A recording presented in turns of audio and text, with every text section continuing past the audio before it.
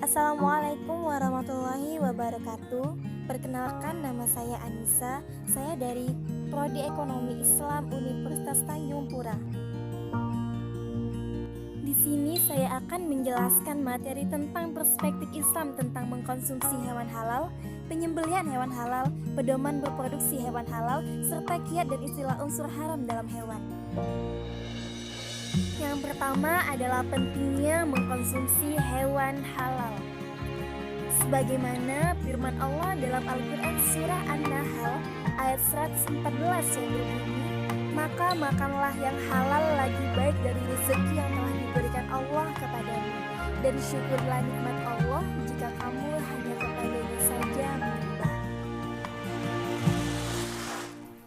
Makanan dan minuman yang halal mengandung kebaikan yang bermacam-macam bagi orang yang mengkonsumsinya.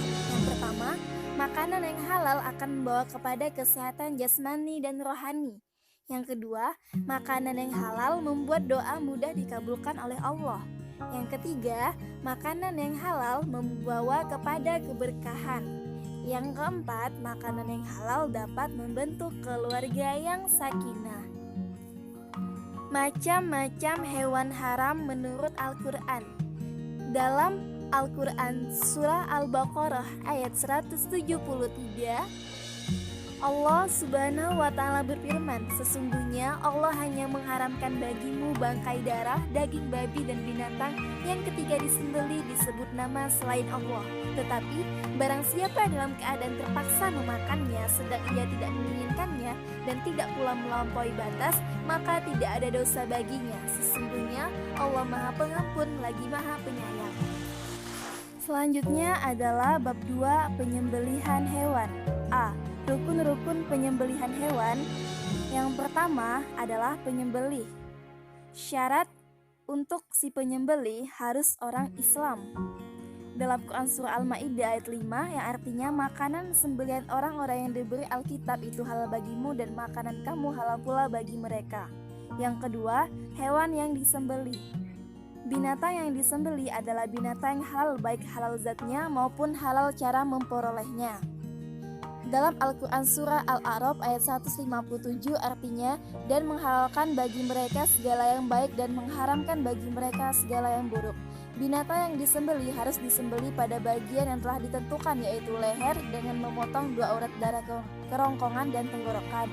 Hewan yang tidak boleh disembelih ada 2 macam, yaitu hewan buruan dan hewan biasa seperti sapi yang masuk ke sumur dan lembu yang mengamuk dan lain-lain. Yang ketiga adalah alat penyembelih. Alat yang digunakan untuk menyembelih hewan harus yang tajam agar dapat mempercepat proses kematian binatang itu dan tidak terlalu menderita waktu disembelih. Oleh karena itu, alat yang dipakai sebaiknya terbuat dari besi atau tembaga seperti pisau atau golok. Sementara itu, gigi, kakak, dan tulang tidak boleh dipergunakan untuk menyembelih meskipun itu tajam. Dalam hadis Nabi disebutkan sesuatu yang dapat mengalirkan darah dan disembelih dengan nama Allah, maka makanlah olehmu kecuali kalau disembelih dengan gigi atau kuku. Hadis riwayat Bukhari dan Muslim. Yang keempat, tujuan penyembelihan. Penyembelihan dilakukan untuk tujuan yang diridhai Allah, bukan untuk tumbal atau untuk sajian nenek moyang berhala atau upacara kemusyrikan lainnya. B. Tata cara penyembelihan. Yang pertama, binatang yang disembelih direbahkan kemudian diikat, dihadapkan ke sebelah rusuk dan kiri agar mudah menyembelihnya.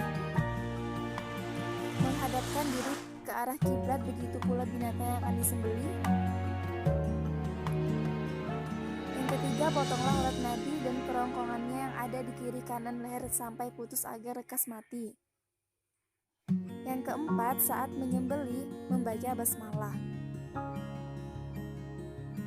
Yang kelima, bagi binatang yang lehernya agak panjang maka menyembelihnya di pangkal leher sebelah atas agar lekas mati. Yang keenam, bagi binatang yang tidak dapat disembelih lehernya karena liar atau jatuh dalam lubang sehingga tidak dapat disembelih lehernya, maka menyembelihnya dilakukannya di mana saja dari badannya. Setelah hewan itu benar-benar mati, boleh dikuliti.